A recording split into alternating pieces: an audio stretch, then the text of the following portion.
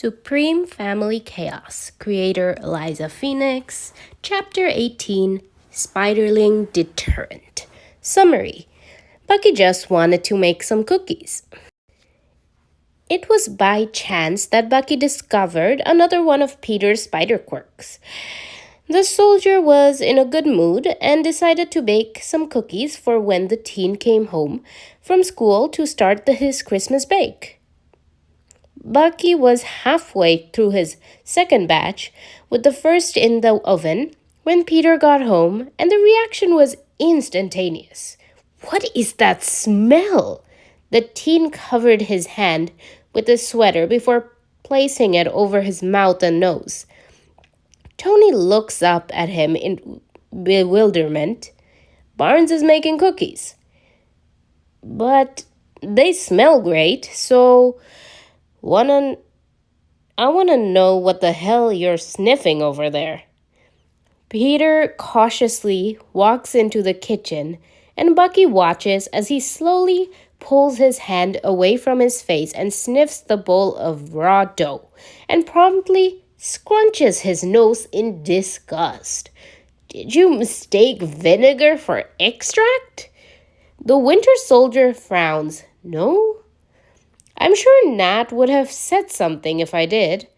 Natasha waves her dough-covered spoon in Peter's direction. "It tastes like it's supposed to."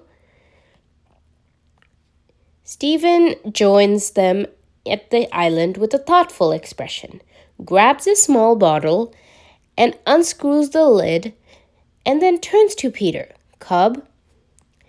Peter looks up at the sorcerer, and the elder holds up the bottle to the teen's nose. And to everyone's surprise, the boy practically hisses and jumps into the ceiling. He had no idea what Stephen just shoved into his face, but it smelled awful. What was Bucky putting in his cookies? "Peppermint," Stephen supplies, as if reading his thoughts. "Spiders have an aversion to it." Tony bursts into laughter, and Bucky smiles softly when he looks up at the teen. "After this, I'll make you peppermint-free cookies. Sorry, kid." "Really? I don't want you to change anything for me." "Don't worry about it. I can switch to vanilla, and everyone else can eat this. This was supposed to be for you anyway." The brightest smile they all have seen plasters itself on Peter's face. "Seriously? Thanks, Bucky. I'd hug you, but the peppermint is awful. I'll collect it later." Peter nods and jumps back down to the floor and rushes off to his room as Stephen caps the bottle and returns it to the counter. And Tony asked Friday to open the windows. Hopefully, it would dampen the intensity of the smell so Peter could comfortably join them later.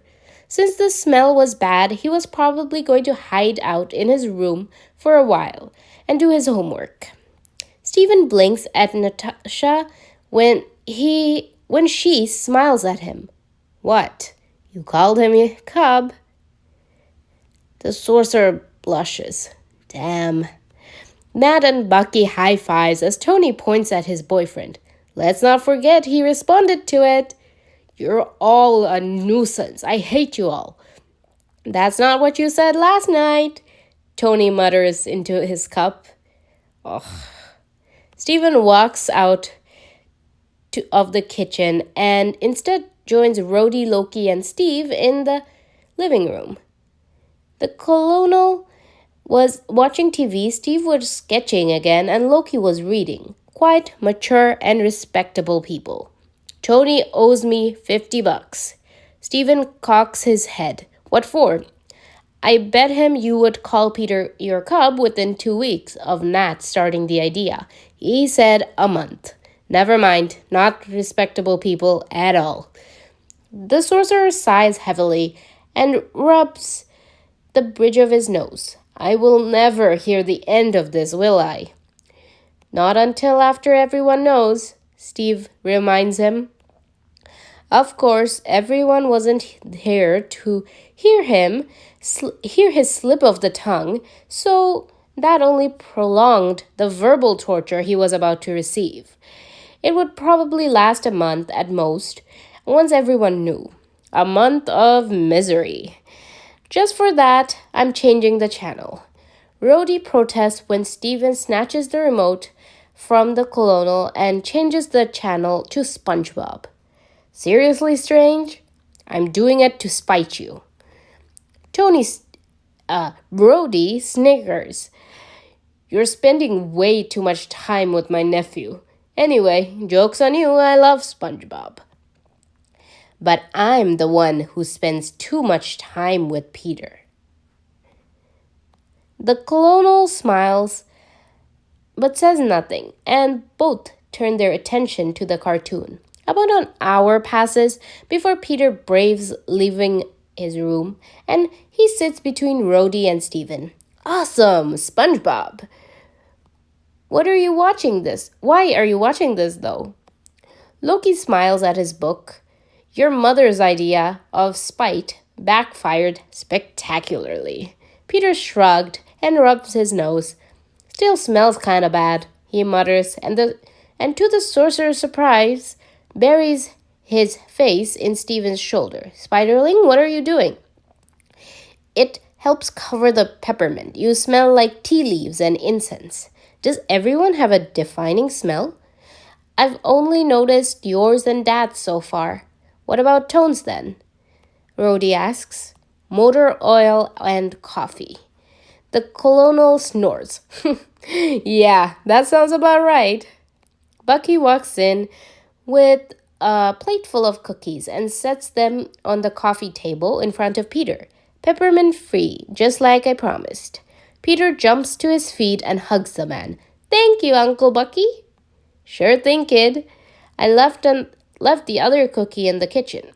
Peter sits back down and tucks into the plate of confections while the rest get up to leave the teen with his cartoon to get the other cookies. It didn't take very long for the peppermint to affect the consumers as well, because when Stephen had his fill of peppermint cookies and rejoined Peter, the boy immediately moved away from him. His natural smell overpowered with peppermint. Peppermint was banned from the family floor after that. Tony and Stephen didn't appreciate their own son avoiding them like the plague for 24 hours. It took scrubbing themselves raw in the shower, Tony drinking more coffee, and Stephen more tea for Peter to handle even sitting in the same room. Ooh, that was fun. I love when Peter's spider backfires on him. Anyway, I hope you enjoyed this section.